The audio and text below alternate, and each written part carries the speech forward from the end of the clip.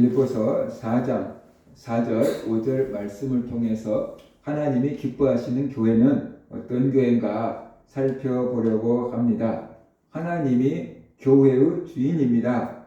그런데 우리가 이것을 착각할 때가 많습니다. 사람이 교회의 주인 된 것처럼 행세를 하기도 하고 착각을 하기도 합니다. 그래서 교회가 하나님의 뜻에 따라서 움직이기보다는 어떤 사람들의 요구에 의해서 움직일 때도 종종 있습니다. 하나님이 교회의 주인입니다. 그러니까 하나님이 원하시는 대로 교회는 움직여야 된다는 것입니다. 하나님이 원하시는 교회는 어떤 교회일까요?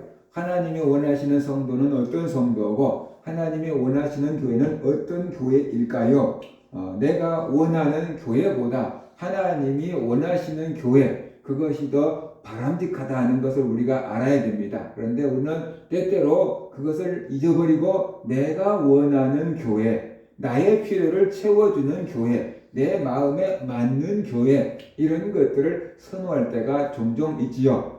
그런 것이 없다고 할지라도 하나님이 원하시는 교회, 그것이 교회이고 내가 원하는 걸 다 줄 수 있는 교회라고 할지라도 하나님이 원하시는 교회가 아니라고 한다면 그것은 참된 교회라고 보기 어렵다는 것을 우리가 알아야 되는 거죠. 그래서 하나님이 원하시는 교회, 어떤 교회인가, 우리가 이런 것들을 알고 교회에서 섬기고 봉사했으면 좋겠습니다. 빌립보서 4장을 보면은 유오디아와 순두계가 갈등을 빚고 있습니다. 이 두 사람은 빌립보 교회의 중요한 직책을 맡은 여성도였는데 그들이 뭔가 마음이 맞지 않아서 갈등이 빚어지고 있습니다. 그 사실을 알고 바울이 두 사람을 화해하도록 권면하고 있는 것 우리가 지난 시간에 살펴보았습니다. 바울의 방법은 주 안에서 같은 마음을 품으라는 것이었어요.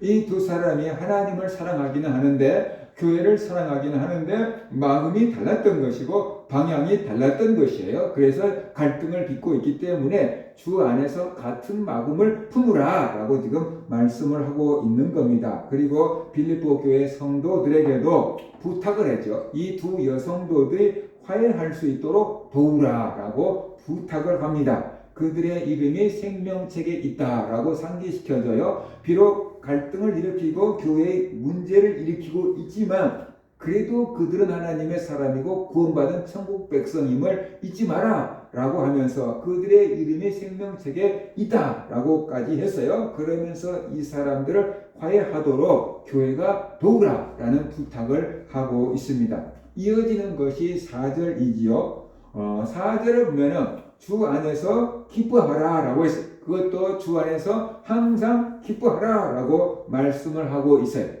이 주 안에서 기뻐하라는 것 우리가 빌립보서를 통해서 자주 들어본 얘기인데 이 앞뒤 문맥에 맞춰 볼 때 주 안에서 기뻐하라는 것이 어떤 뜻일까 우리가 한번 생각을 해보자 라는 것이에요. 유오디아와 순두계가 갈등을 일으켰어요. 그러니까 두 사람이 보이지 않게 지금 뭔가 싸우고 다투고 미워하고 갈등하고 있는데 유오디아와 순두계 이 여인들의 마음속에 기쁨이 있을까요? 평안이 있을까요? 안식이 있을까요? 교회에서는 존경받는 일꾼들인데 이 사람들 마음 가운데 기쁨은 사라진 지 오래고 평안을 잃어버렸고 주일날 와서 안식일 예배를 드리기는 드리지만 그들의 마음 가운데 안식은 없는 상태가 아마 되었을 거다라는 것. 우리가 누군가를 미워하고 누군가 원수지고 누군가와 싸우고 교회 와서 앉아있으면 몸은 교회 와서 앉아있지만 마음은 심란할 때가 많잖아요. 이 예배에 집중이 안 될 때도 있잖아요. 아마 이 두 여인들이 갈등을 일으켰는데 두 여인들이 또 교회에서 이렇게 보고 있었을 거예요. 같이 예배를 드리고 있었을 거예요. 그러니까 그들의 마음에 기쁨이 있었겠는가? 그들의 마음에 평안이 있었겠는가? 그들의 마음에 안식이 있었겠는가? 없던 거죠. 자, 그러면 새로운 성도도 아니고 교회 중직을 맡아 있는 성도 둘이 지금 뭔가 갈등을 일으키고 있는데 단순히 이 두 사람들의만의 문제일까요? 이 사람을 좋아하는 사람 가족부터 시작해서요. 그 유오디아와 가족 그 사람을 또 따르는 구역 식구들도 있었을 것이고 오늘날로 말한다면 순두개의 가족도 있었을 것이고 그렇다면 구역 식구들도 있었겠지요. 그렇다면 이 두 사람의 갈등은 교회에 어떻게 돼요? 두 편으로 갈라져서 갈등을 겪었을 수도 있다는 거죠. 추측을 해볼 수가 있는 거죠. 두 사람만의 문제가 아니고 다른 사람들에게도 그만큼 영향을 미쳤을 것입니다. 그렇다고 하면 그 교회의 분위기가 어땠을까요? 긴장감이 돌았겠지요. 교회 분위기가 굉장히 무거웠겠지요. 아마 주님이 이 교회를 바라볼 때, 야, 너희들 오늘 예배하려고 모였구나. 나 참 기쁘다. 그러실 수 있을까요? 이쪽 저쪽 의자 가르고 앉아가지고 서로 막 증오하고 갈등하면서 예배 드리고 있는데 주님이 그 예배를 받으면서 오늘 예배 내가 잘 받았다. 그러실 것 같냐라는 것이죠. 그래서 이 교회는 이미 기쁨을 잃어버렸고 이 교회는 평안을 잃어버렸고 이 교회 성도들은 안식을 누리지 못하고 있는 상태인 거죠. 바울이 이 교회를 향해서 권면합니다. 주 안에서 항상 기뻐하라 라고 지금 말씀을 하고 있는 것입니다. 이 현실을 바라보면 지금 기뻐할 수 있는 현실이 아니잖아요. 그런데 주님 안에서 기뻐하라 라고 지금 말씀을 하고 있는 것입니다. 앞에서 주 안에서 같은 마음을 품으라 라는 것과 똑같은 말이라고 봐야 돼요. 주님 안에서 같은 마음을 품으라. 그러면 주 안에서 같이 기뻐할 수 있다. 뭐 이런 뜻으로 우리가 이해할 수가 있는 거지요. 그래서 바울의 권면은 이 유오디아와 순두개가 바울의 권면을 받아들여서 화해하라라는 거죠. 화해하라라는 거죠. 그러면 갈등이 사라지고 긴장 관계가 사라질 것입니다. 그러면 빌립보 교회 어떻게 돼요? 평화가 찾아올 것이고 다시 기쁨을 회복할 수 있을 것이고 안식을 누릴 수가 있을 거다라는 것이죠. 그게 주 안에서 기뻐하는 거 아닐까요? 그죠? 그래서 주 안에서 같은 마음을 품으면 같이 기뻐할 수 있습니다. 그런데 서로 다른 마음을 품어서 끝까지 갈등을 한다 그러면 누군가가 한쪽은 이기고 한쪽은 지겠죠. 그러면 이긴 쪽은 할렐루야 하면서 기뻐할 수 있겠지만 진 쪽은 기뻐할 수 있겠습니까? 서로 다른 마음을 품는다고 하면 어느 한 곳이 할렐루야 하고 감사한다고 하면 어느 한쪽은 지금 뭔가 지금 불만이 쌓여있는 그런 그림을 그릴 수밖에 없는 거예요. 근데 주님 안에서 같은 마음을 품는다고 한다 그러면 다시 말해서 주님 안에서 같은 마음을 품고 화해를 한다고 한다면은 두 사람 다 기뻐할 수 있고 그 두 편 다 할렐루야 하고 감사할 수가 있다라는 것이죠. 그래서 주 안에서 기뻐하라라는 것은 바로 유오디아와 순두개가 화해하라라는 것입니다. 그래서 잃어버렸던 기쁨을 다시 회복하고 평안을 다시 회복하고 안식을 다시 회복하라라는 그런 말씀을 우리가 볼 수가 있다라는 것이죠. 가족들끼리도 다툴 수 있고 부부간에도 다툴 수 있고 그런데 누가 가운데 중재해서 화해가 된다 그러면은 그 사람들은 다시 그 가정의 분위기는 다시 어떻게 돼요? 화목한 가정이 될 거예요. 근데 가족 간에 다퉈서 말도 안 해. 화해시킬 사람도 없어. 본인도 화해할 마음도 없어. 그러면 그 가정에 들어가면 분위기가 어떻게 해요? 시베리아 불판 같겠죠. 가정보다 좀 커진 곳이 교회다라고 본다고 한다면 교회도 비슷하죠. 교회에서 일꾼들이 서로 다퉈가지고 고개 돌리고 있고 마음은 닫고 있고 그러면 그 교회는 싸늘할 수밖에 없는 겁니다. 누군가가 또 본인들이 깨닫고 화해를 할 때 그 교회는 다시 기쁨을 회복할 수 있고 은혜로 회복할 수 있고 한 영광을 드러낼 수가 있다는 것이. 그래서 바울은 주 안에서 항상 기뻐하라 라고 지금 말씀하고 있는 거다라고 볼 수 있어요. 그러니까 우리가 교회에 올 때 성도님들이 하나님 은혜가 충만해가지고 오늘 또 예배 때 목사님이 어떤 말씀을 주실까 기대 막 설렘을 가지고 찾아오는 사람이 있다면 행복한 거예요. 근데 그런 사람은 많지 않을 거예요. 특별히 뭐 제 교회는 많지 않을 거예요. 근데 내가 좋아하는 성도가 있다 교회. 내가 만나면 위로받는 성도가 있다. 내가 만나면 행복한 성도가 있다. 그런다면 그런 사람은 기쁜 마음 가지고 즐거운 마음 가지고 교회에 올 거예요. 우리 교회학교 애들 지네들끼리 친하면 어떻게 돼요? 막 오면 반갑게 맞이하고 막 그러면 친구들이 많이 있으면 교회 오고 싶은 마음이 들겠죠. 기대감을 가지고 오겠죠. 그래서 성도들과 관계가 좋아야 돼요. 그러면 교회가 더 오고 싶어져요. 근데 성도들과 관계가 안 좋으면은 보기 싫은 사람 있으면은 자꾸만 안 오려고 하는 마음이 생긴다. 그래서 우리의 믿음이 하나님만 보고 하는 것이 믿음 생활이지만 우리의 믿음 생활을 더 잘하려고 한다 그러면은 성도들과 관계도 잘 맺어야 된다. 그래서 성도가 서로 교통하는 것을 믿는다라고 우리가 신앙 고백을 하고 있는 거죠. 자, 성도과 관계를 잘 맺는 것도 참 중요한 것이구나. 내가 성도 한 명 따뜻하게 위로해주고, 내가 성도 한 명 반갑게 맞아주고, 내가 성도 한 명 어떻게 돼요? 소망을 심어주고, 칭찬해주고, 그게 바로 교회 분위기를 살리는 것이고, 누군가가 교회 오고 싶은 마음이 들게끔 해주는 거다 하는 것을 우리가 알아야 되겠습니다. 그 다음에 이어지는 것이 5절인데 서로 관용하라 라고 말하고 있어요. 관용이 뭘까 하고 국어사전을 찾아보니까 남의 잘못 따위를 너그럽게 받아들이거나 용서함 또는 그런 용서, 이것이 관용이다 라고 설명하고 있어요. 관용은 상대방을 이해하고 너그럽게 봐주는 마음, 이게 관용이다 라고 볼 수가 있어요. 그래서 내 편은 다 이해가 되고 용서가 돼요. 내 가족이 좀 잘못하고 실수하면 다 이해가 되고 용서가 돼요. 근데 내가 미워하는 사람이 똑같은 일을 했는데도 어떻게 돼요? 이해가 안 되고 용서가 안 돼요.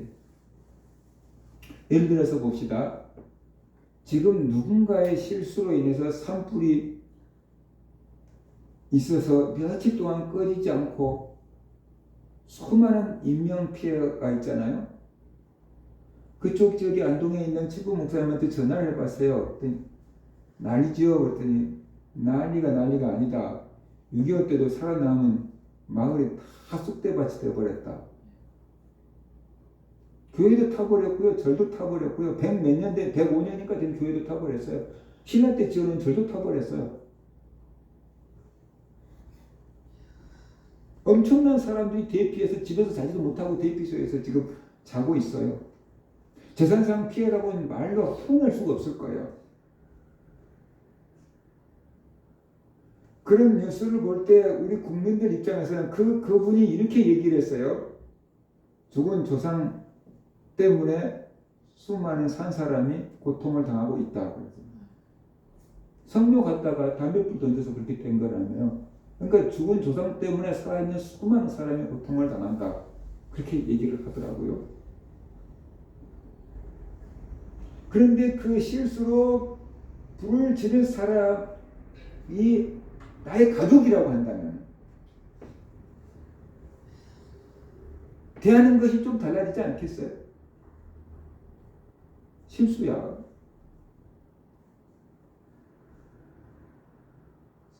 우리가 똑같은 허물도 내가 사랑하는 사람은 이해가 되고 용납이 돼요. 그런데 미워하는 사람은 그보다 작은 것도 용서가 안 되는 거예요. 그래서 관용이라는 것은 그 사람을 이해하고 봐주고 용서해주는 마음이 관용이다. 물론 뭐 법적인 처벌까지 다 없게 해주면 그건 법 질서가 무너진 거지만 마음으로라도 이해해주는 것, 그것이 관용이고 너그러운 마음이다라는 것입니다. 관용은 공동체 안에서 불필요한 갈등과 분열을 막고 평화와 연합을 이루는 데 중요한 역할을 합니다. 서로의 차이를 인정하고 너그럽게 이해할 때 사랑 안에서 하나가 될 수가 있는 겁니다. 근데 지금 한국 사회 갈등 지수가 최극에 달해 있다 그러잖아요. 그죠? 전 세계적으로 이렇게 많은 갈등을 겪고 있는 나라가 많지가 않습니다. 우리나라는 대통령 탄핵에 찬성하는 파와 반대하는 파가 좀 나뉘어져 가지고 끊임없이 갈등을 하고 있어요. 그런데 문제는 그런 중심에 교회가 들어가 있다는 것입니다. 교회 성도들도 당연히 거기에 포함되어 있는 거죠. 뭐 그럴 수 있다고 봐요. 그런데 문제는 이 정치적인 성향이 같으면은 동지의식을 느끼고 정치적인 성향이 다르면은 적대시한다는 거예요. 예수 안 믿는 사람이 그럴 수 있죠. 자, 그러면 예수를 믿는 성도들이라고 한다면은 예수를 믿느냐 안 믿느냐 하는 것이 더 중요한 공동체성을 가져야 될까요? 정치적인 색깔에 의해서 더 중요한 공동체성을 가져야 될까요? 제 입장에서 볼 때는 우리는 예수 그리스도 안에서 한 피 받고 한 성령을 받은 사람이라고 한다 그러면은 정치적인 색깔이 다를지라도 예수 그리스도 안에서 한 백성, 그들도 천국의 생명책 이름이 기록되어 있다는 걸 알고 그렇게 대해주는 것이 바람직할 거라고 생각해요.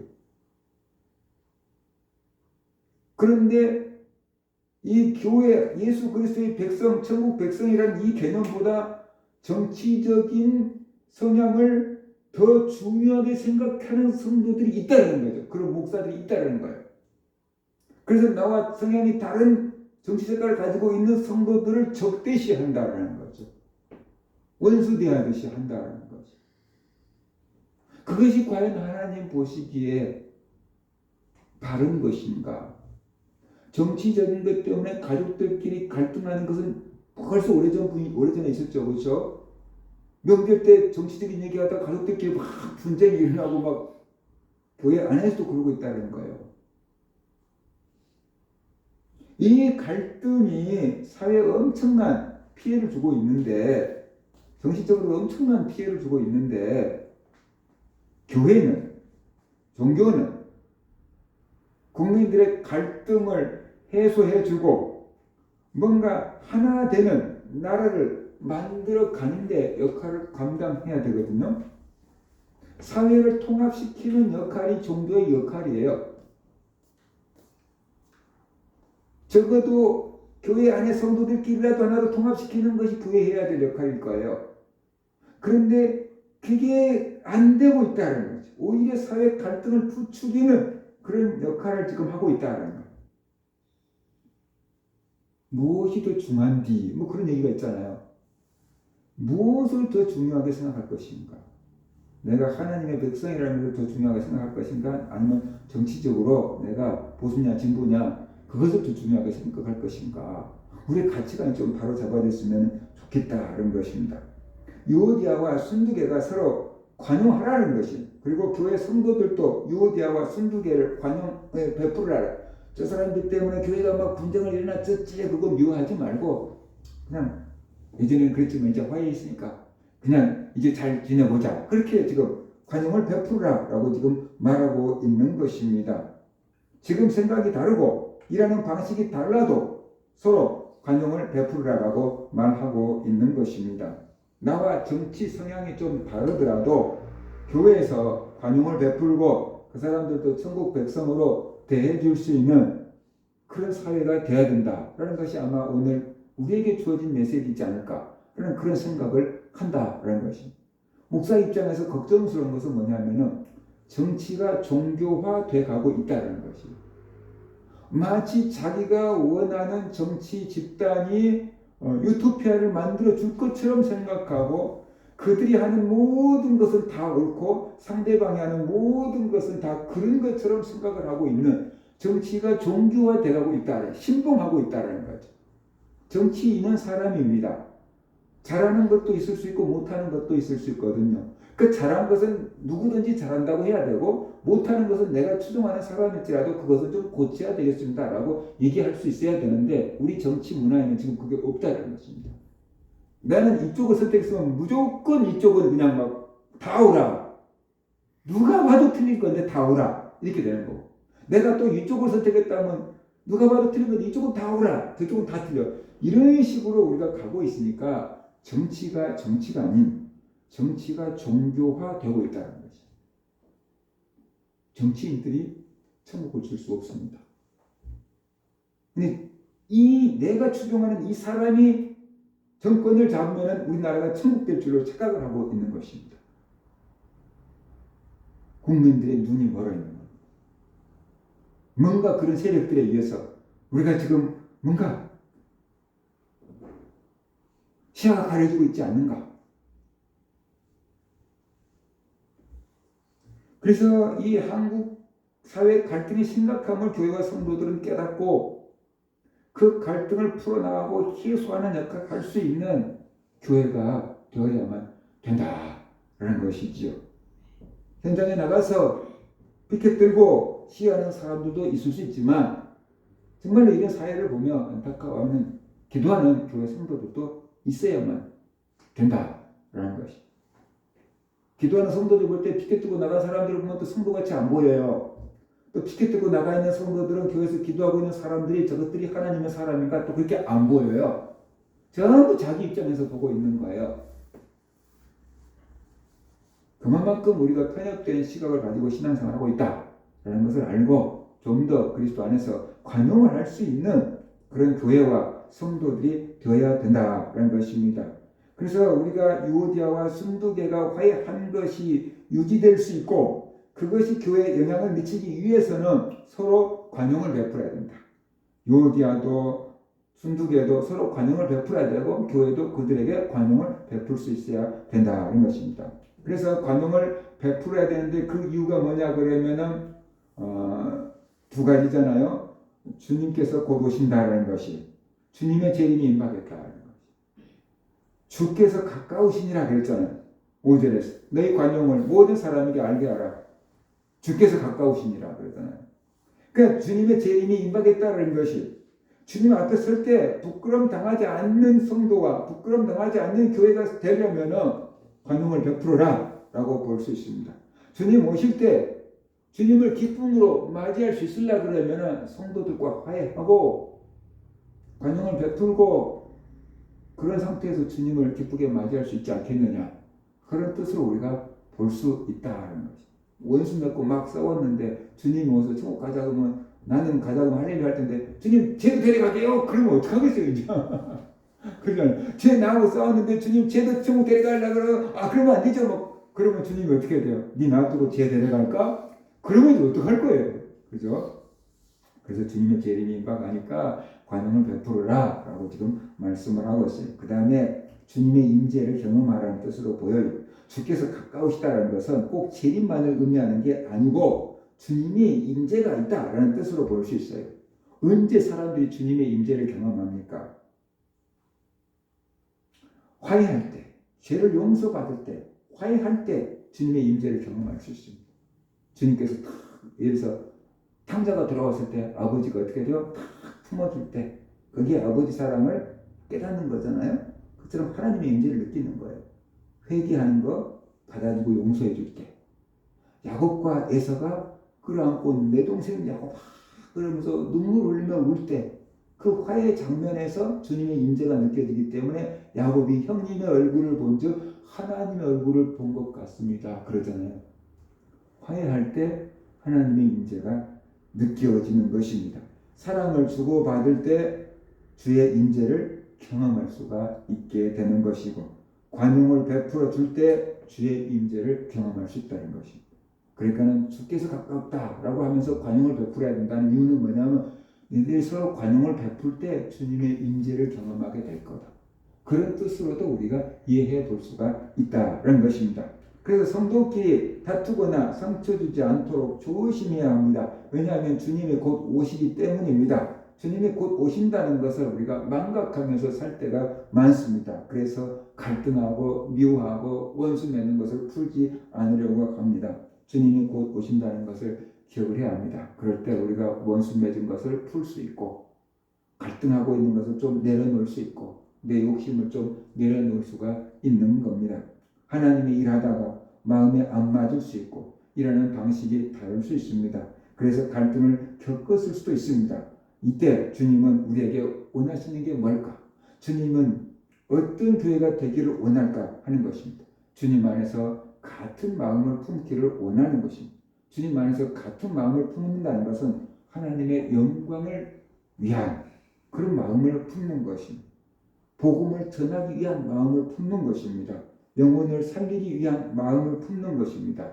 교회의 평화를 도모하는 그런 마음을 품는 것입니다. 그래서 나를 내려놓고 화해하고 관용을 베푸는 겁니다.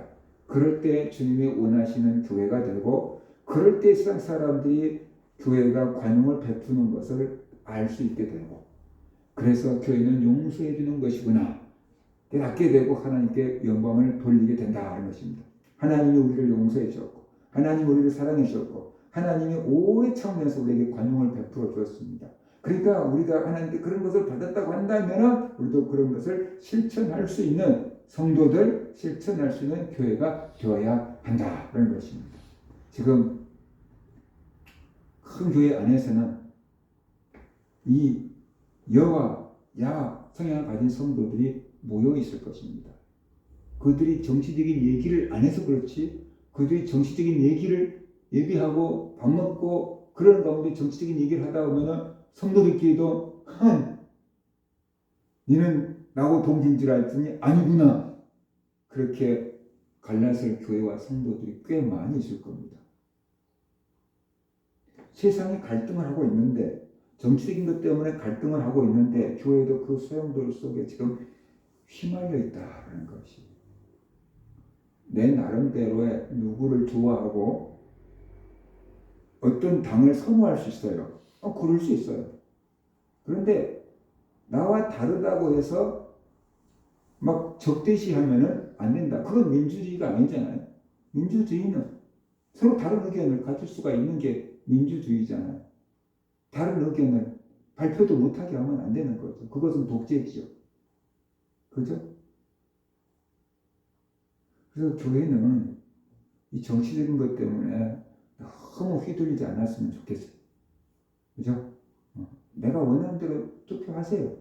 그런데 그것이 다르다고 교회 성도들을 원수 대하듯이 하지 말자라는 것이에요. 그런 것들이 다를지라도, 전라도와 경상도가 다를지라도, 여와 야가 다를지라도 우리는 예수 그리스도 안에서 하나다라고 하는 이 정체성, 그리스도 안에서 같은 마음을 품는 성도가 될 때, 이것을 더 소중하게 여길 때 교회가 하나가 될 수 있고, 그것이 커지면 교회가 사회를 통합시키는 역할도 할 수 있을 것이다 라는 것이, 그래서 우리 성도님들이 이 갈등의 극에 달한 이 세대 속에서 나도 그 중에 일부가 되어가지고 막 갈등을 하면서 살지 말고 하나님 안에서 중심을 잡고 살아가는 그런 성도들 되시기를 주의 이름으로 축원합니다. 아멘. 그러면